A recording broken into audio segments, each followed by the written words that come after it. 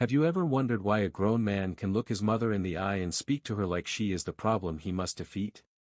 The pattern isn't random. In Jungian terms, the Puer, the eternal boy, carries a private shame he refuses to face. To keep his image pure, he exports that shame as blame. The target is often the mother, because she feels safest and most familiar.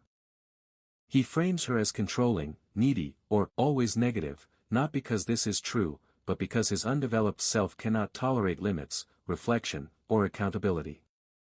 The Puer craves freedom without responsibility. Every boundary looks like an attack. You may know this well. One minute he's charming, the next he's cold, sarcastic, or explosive, and you end up apologizing for a storm you didn't create. If this is your reality, you are not weak and you are not crazy. You're inside a projection field. Jung called projection the mind's way of relocating what it can't own. The Puer's shadow, his fear of inadequacy, failure, and adulthood, lands on you. When you ask for basic respect, he hears humiliation. When you step back, he calls it abandonment. When you invite a conversation, he accuses you of control.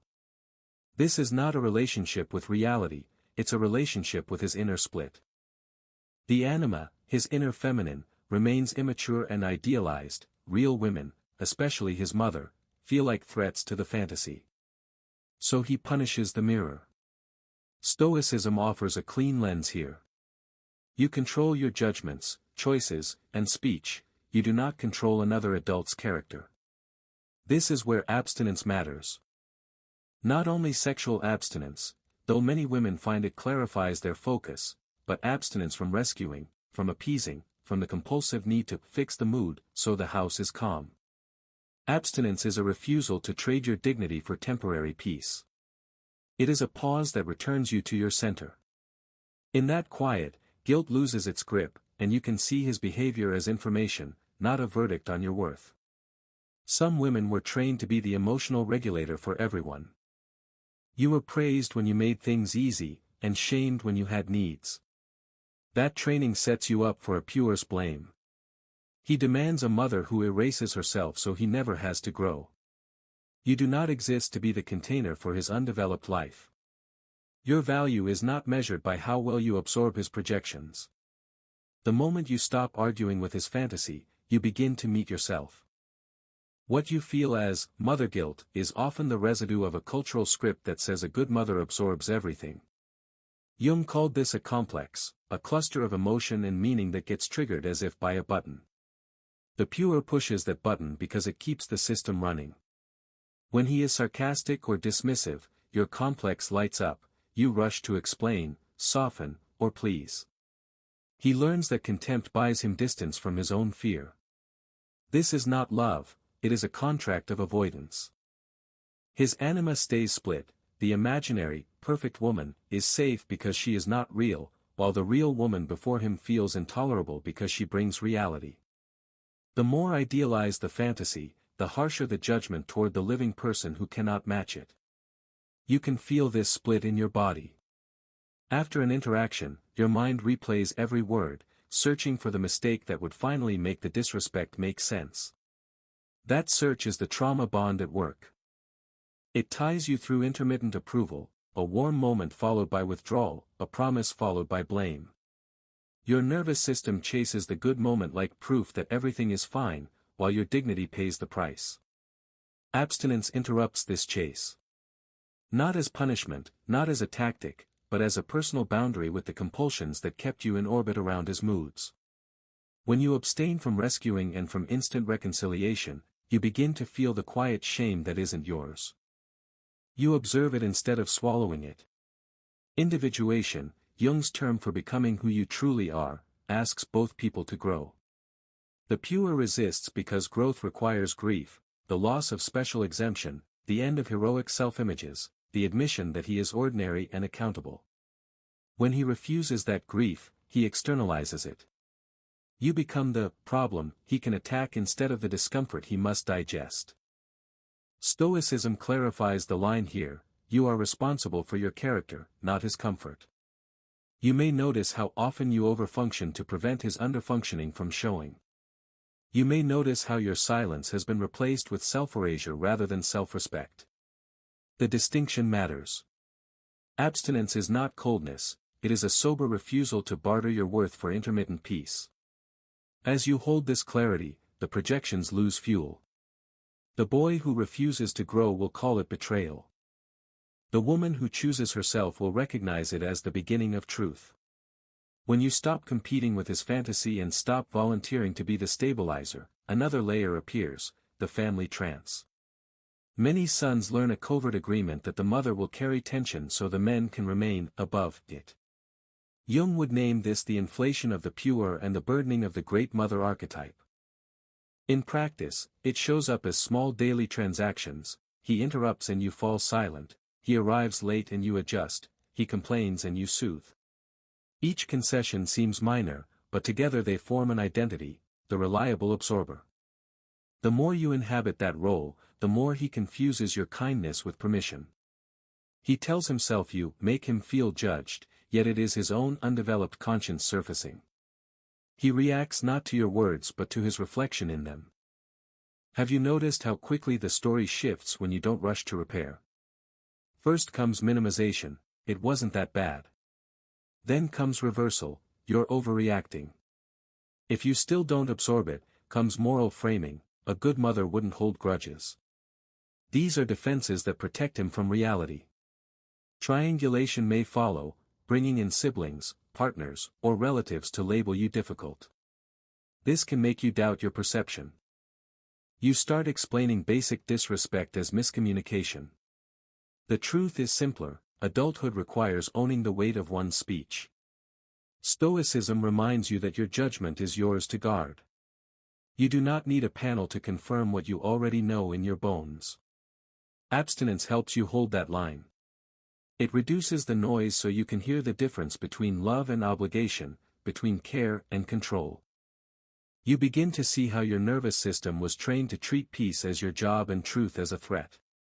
In that quiet, another realization arrives: you have been relating to his potential more than to his behavior. The Puer thrives on potential because it postpones responsibility. He is always about to change, planning to apologize, working on listening. Meanwhile, the pattern remains. When you stop feeding on future promises, you meet the present without anesthesia. It is not cruel to see accurately, it is mature. The anima within him will either begin to differentiate, accepting limits, tolerating frustration, speaking with respect, or he will escalate blame to preserve stasis. Either way, your clarity holds. You are not withholding love, you are refusing to trade your self-respect for a role that keeps everyone stuck.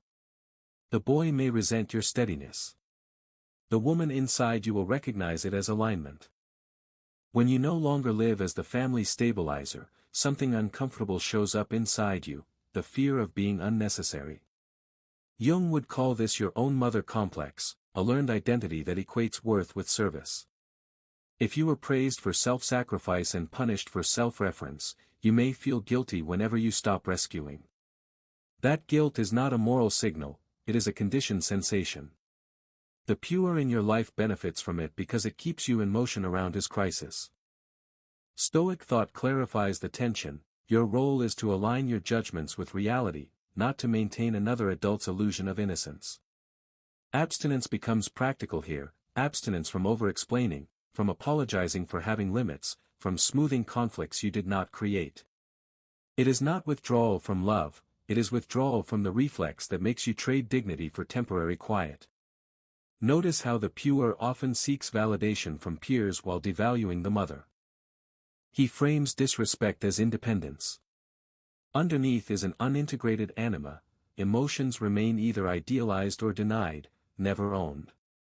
Real closeness feels like exposure, so he reaches for irony, distance, or performance. When you reflect reality, he may hear echoing criticism from the past and fight the wrong person, you, to silence an internal judge he has not met with honesty. You are not that judge. You are a boundary that reveals the gap between his self-image and his behavior.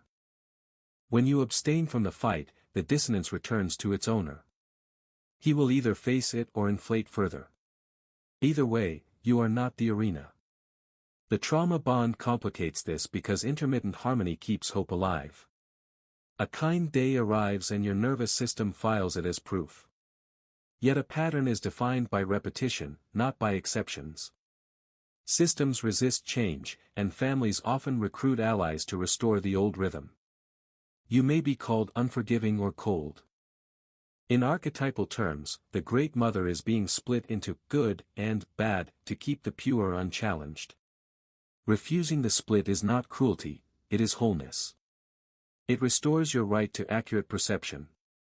Stoicism names this inner freedom, to live according to your values despite external noise. There will be grief for the fantasy of how it could have been. Grief is not failure, it is evidence that you are seeing clearly. You are not the prosecutor of his life, and you are not the cushion for his refusal to grow. You are a person with a center that does not need permission to exist. That center is the beginning of peace. From that steadiness, new clarity forms about what love actually is. You start to distinguish care from caretaking, presence from performance, remorse from reputation management. The inner split that kept you negotiating with potential closes. You see that your worth is not a function of how well you absorb another adult's undeveloped parts. Individuation takes shape as you step out of the role of the Great Mother and return to the simpler truth of being a woman with a life, a voice, and limits. The boy's reactions stop defining your day. His charm, his coldness, his sudden warmth, these stop operating as commands on your nervous system. They become data you can observe without abandoning yourself. Abstinence supports this shift. It is abstinence from appeasing impulses, from the reflex to explain your right to boundaries, from the chase for brief relief after disrespect. It is a deliberate fast from the cycles that kept you entangled, the crisis that recruits you, the apology that resets nothing, the promise that postpones growth.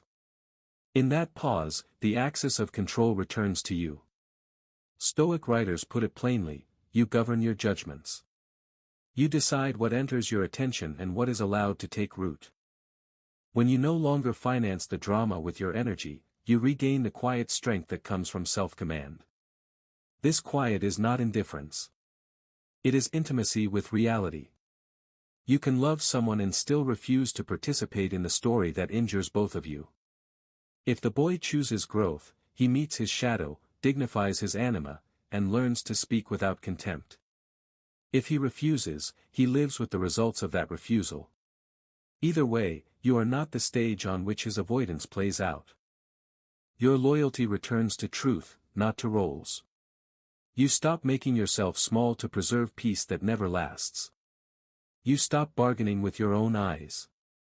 Freedom, then, is not a feeling you wait for. It is a posture you inhabit. It is the solid sense that your time, your body, your attention, and your home answer to your values. You don't punish, you don't plead. You choose. Jung would call this a turn toward the self, Stoicism would call it living in accordance with reason virtue. In everyday terms, it is emotional sobriety.